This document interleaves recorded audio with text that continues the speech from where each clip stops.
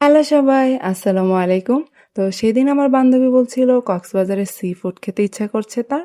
তো এখন তো কক্সবাজার যাওয়া পসিবল না, আর আমরা যেহেতু ময়মনসিংহে আছি, তো আমার মাথায় আসলো পালংকিতে যাওয়া যায়, কারণ পালংকিতে পাওয়া যায় কক্সবাজারের সি ফুড, তাও আবার টেস্ট এত মজাদার।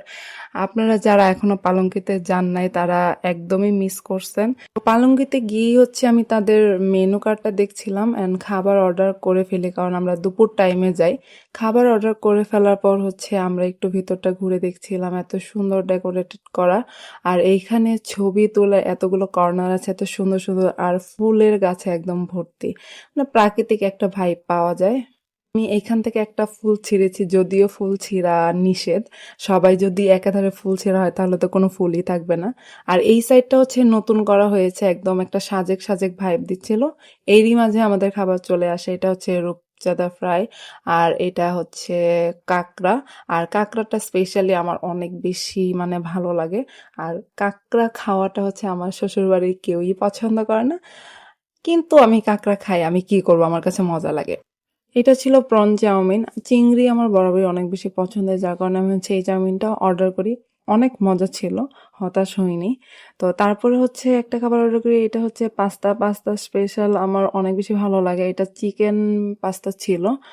আমার কাছে বরাবরই অনেক বেশি মজাদার লাগে। আর এটা হচ্ছে কাঁকড়ার কারি ছিল। আগেরবার হচ্ছে ফ্রাই খেয়েছিলাম, ফ্রাইটা বেশি একটা আমার কাছে মজা লাগে নাই, বাট কারিটা অনেক বেশি মজা, আমি পুরো একদম মুখে লেগে আছে। এখন আমি ভিডিও এডিট করছি, মনে হচ্ছে আবার গিয়ে খাই। আর এটা ছিল রূপচাঁদা ফ্রাই। আমার কাছে রূপচাঁদা ফ্রাইটাই বেশি মজা লাগে কারির থেকে।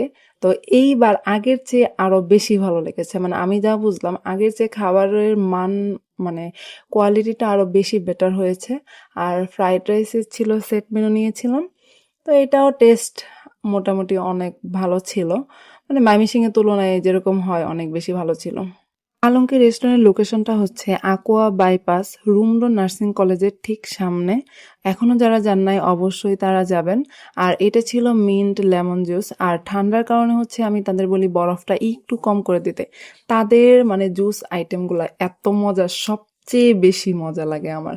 অ্যান্ড আমার বান্ধবীর ফেভারিট কোল্ড কফি নিয়েছিলাম, সেটা তো বরফ কমাই দিতে বলি, এইটাও অনেক মজার ছিল। তো আমার আজকের ব্লগ এই পর্যন্তই ছিল, সবাই ভালো থাকবেন, টাটা।